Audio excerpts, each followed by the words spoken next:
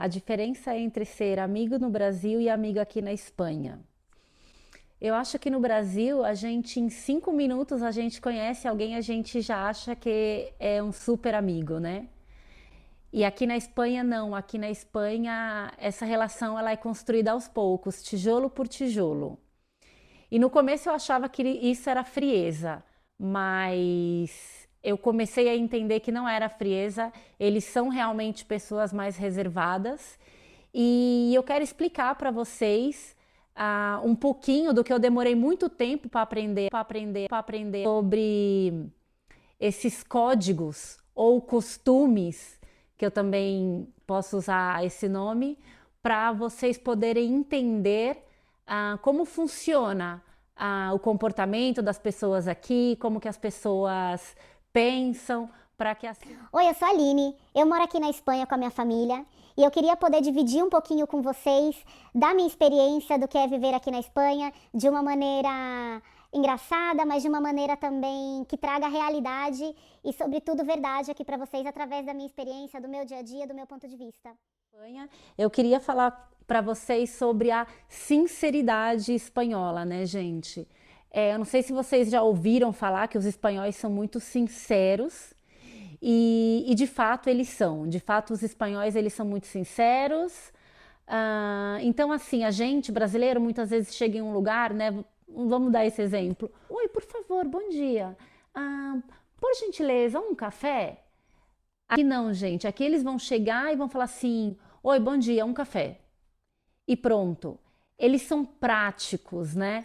Eles não ficam com muito rodeio, né? Como a gente no Brasil, a gente precisa, né, de todo um caminho, às vezes, para chegar em alguma pergunta que a gente quer fazer ou alguma resposta que a gente quer dar. Aqui eles vão muito mais direto ao assunto do que a gente. E no começo isso pode parecer um pouco estranho, né? Porque às vezes sou até mal educado, mas não é, gente. Eles realmente eles são práticos. E aí, aproveitando esse gancho também, eu queria falar sobre o segundo costume, que aqui na Espanha, se você fala com muita frequência obrigado ou por favor, as pessoas aqui elas estranham, né? Porque não é algo comum, né? Então, vamos usar como exemplo no trabalho, né? Você trabalha ali, tem sua carga horária no trabalho e de repente você tem um companheiro do lado e cada hora que você vai pedir uma coisa para ele, você fala: "Oi, por favor, faz isso. Por favor, faz aquilo. Por favor, não sei o quê". Tipo, as pessoas estranham, porque como você tá com ela o tempo inteiro, você não precisa estar toda hora pedindo por favor ou obrigada. O que na verdade é muitas vezes também o que a gente em casa a gente é muito assim, né? A gente não tá toda hora pedindo obrigado e por favor. Mas normalmente com as pessoas a gente tende a ser mais educados, mais polidos, né, digamos assim. E eles estranham um pouco isso, por conta, eu acho que dessa sinceridade deles, por conta dessa praticidade deles, eles realmente não têm esse hábito, então é um pouco, pode parecer um pouco estranho às vezes. Outra coisa aqui que também é bastante diferente. Imagina a seguinte situação: você chega no banco e aí você não vê uma fila, você vê as pessoas ali desorganizadas, né? Então às vezes você fica lá e às vezes a pessoa, né? Você não vê alguém chegando, né? E você não entende. E aí você ouve, né? As pessoas, quem é o último? Quem é o último? Quem é o último? Então, o que que acontece, gente? Aqui na Espanha, quando você chega numa fila, a primeira coisa que você tem que fazer é perguntar quem é o último. Porque assim você sabe atrás de quem você tá, né? E ninguém vai entrar na sua frente, porque as pessoas vão memorizando, né? Então é algo que faz muito sentido, na verdade, porque no Brasil a gente não faz isso e as pessoas entram na frente, né? Quem nunca? Quem nunca, né? Então, eu acho que essa é uma coisa que no começo a gente estranha, porque eles chegam gritando mesmo. Quem é o último? Eles falam bem alto. No começo a gente estranha, mas depois a gente entende e na verdade faz bastante sentido. Então, quando você tiver numa fila aqui na Espanha, não esquece de perguntar quem é o último. Outra coisa também aqui, gente, que é muito, é estranho. Para mim ainda é estranho, mas eu já estou entendendo mais ou menos que é assim. Aqui eles não têm muito hábito, quando eles não têm intimidade com você, de te chamar pelo teu nome.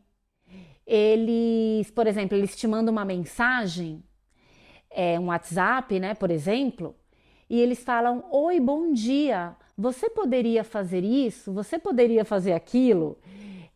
Eles não falam: Oi, bom dia, Aline, né? Normalmente, quando as pessoas se dirigem pelo teu nome, é quando elas têm mais intimidade, mais liberdade com você, é quando elas dirigem pelo teu nome. Obviamente, né, que sempre tem algumas pessoas que não são assim, mas no geral, para vocês terem uma ideia, é mais ou menos assim. Então, normalmente, quando você escutar alguém te chamando pelo teu nome, é porque essa pessoa provavelmente ela tem mais liberdade, um pouco mais de intimidade com você, se sente à vontade, digamos assim, com você para chamar pelo teu nome. Soa um pouco frio, mas não é, é um costume, é um hábito que eles têm aqui também cultural. Aqui na Espanha, eles têm uma cultura muito forte também de indicação, né, para trabalhos. Então, isso é algo que que eles vão confiando em você de acordo com o que vão te conhecendo, né? Então, eu vou colocar a minha experiência aqui para vocês poderem entender o que eu quero dizer. Eu acho que eu vou conseguir me explicar melhor. Desde que eu cheguei aqui na Espanha, todos os trabalhos que eu tive, exceto um, foi indicação. Quando eu cheguei aqui em 2017, o primeiro trabalho que eu tive foi indicação brasileira, que eu morei na casa dela. Então, ela me indicou para esse trabalho. Nesse trabalho, eu conheci uma outra senhora que me indicou para outro trabalho. Nesse outro trabalho, eu conheci uma outra senhora que me indicou para outro trabalho. E aí depois, sim, eu tive um primeiro trabalho que eu consegui através de um site de trabalho aqui.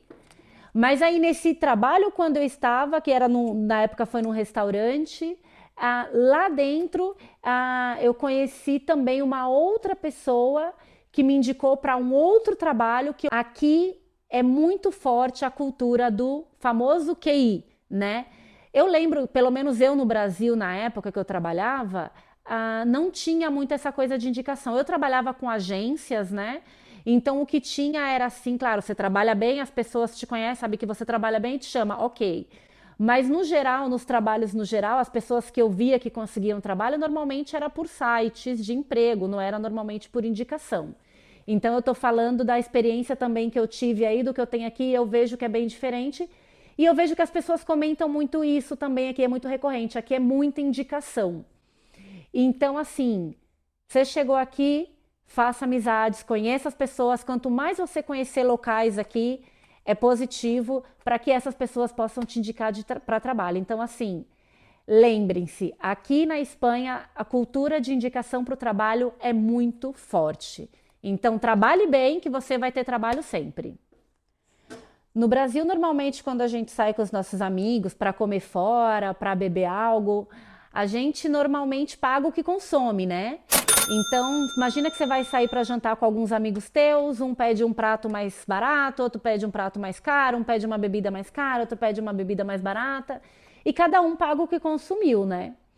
Aqui na Espanha não, gente. Aqui na Espanha não é assim. Então, assim, quando você for sair com o pessoal, com seus amigos, fica bem de olho nisso.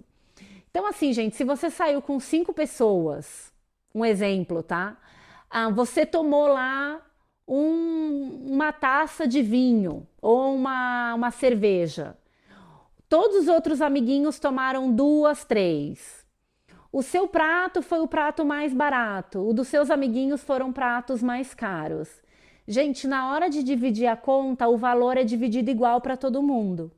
Então, assim, ou você bebe e come igual todo mundo, ou então você já vai ter que negociar isso antes, porque o normal aqui é isso, gente. Você divide a conta no valor total, mesmo que você não tenha consumido.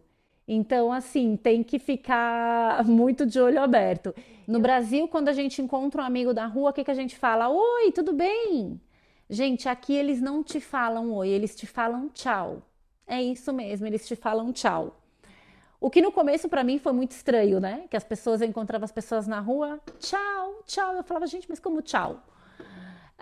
E às vezes eu falava oi, me ficava um pouco sem graça, né? Porque, claro, você fala oi, a pessoa fala tchau, né? Tipo, vai embora. Mas não é isso, gente, não é isso. É uma maneira de cumprimentar você, mas quando vocês estão se cruzando. Então você tá indo, na verdade você não tá parando para cumprimentar essa pessoa, né? Vocês se encontraram ali por acaso, vocês estão se cruzando, então você continua indo no seu caminho, então é tchau. Então você entende o porquê do tchau. Então, quando você estiver aqui, que alguém falar tchau para você, você já sabe que o tchau significa porque você está seguindo o seu caminho. Aí você também pode dar tchau para ele. Aqui na Espanha, quando vocês vão num restaurante, vocês vão ver placas, né? Porque aqui vocês vão ver que é muito comum aqui nos restaurantes terem placas, né? Assim no meio da rua, na frente do restaurante, ou lousas, né? Explicando ali menu. E então o que que é um menu, gente? Eu vou explicar para vocês aqui o que que é um menu, a maneira aqui que eles têm de comer, que é um costume também. Não é só aqui que existe, existe na França também, talvez exista em outros lugares, no Brasil com certeza deve existir também. Mas eu vou explicar aqui para vocês como que funciona. Então você vai lá comer um menu, você tá vendo menu. Primeiro, segundo e postre. O que que é isso, primeiro e segundo e postre? Porque eu quando cheguei aqui eu não entendia, gente. Então assim, eu vim aqui falar para vocês, porque assim vocês vão chegar no restaurante, vocês vão saber o que que é, vocês não vão precisar ficar ali sem entender, às vezes com vergonha de perguntar, vocês vão saber. Então o menu ele é composto exatamente por primeiro, segundo e postre, que são 3 pratos, né? O primeiro vai ser ali uma entrada normalmente, que é algo mais leve, né? É o primeiro prato, por isso que as quantidades talvez possam, inclusive, ser um pouquinho menor, né, do que a gente come no Brasil. Depois que você comer o primeiro prato, você vai escolher o segundo prato, né? Então, o segundo prato normalmente é um prato mais forte, um prato realmente que seja mais, que satisfaça mais, né, a fome, digamos assim. Pode conter ali uma proteína, uma massa um pouco mais pesada. E o postre é a sobremesa. Então, às vezes entra o postre e também entra a bebida, gente, nesse menu. Então, você vai comer um primeiro prato, você vai poder provar um prato, você vai poder provar o segundo prato, que isso é muito legal, porque isso também faz com que a gente comece a conhecer aqui as comidas daqui.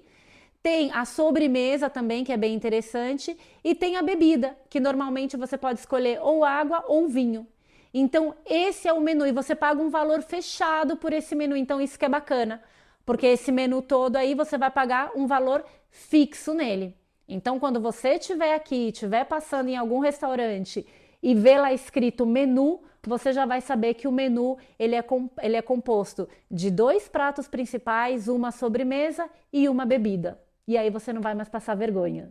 E o último costume que eu queria falar para vocês, que eu deixei por último porque é um costume muito peculiar, eu diria, para mim pelo menos foi, eu não conhecia isso, eu não sei se alguém aí conhece, se tem no Brasil, se tiver no Brasil, comenta aqui para mim, por favor, para eu saber, porque eu não sei, nunca tinha visto isso. Gente, é tomar café de manhã na cafeteria, mas não é café puro, nem café com leite. Eles também tomam isso, tá? Calma. Mas eles pedem café com whisky, café com Baileys ou café com rum. Eles tomam isso de manhã. Se chama carajillo na Espanha. Aqui na Catalunha se chama cigalo.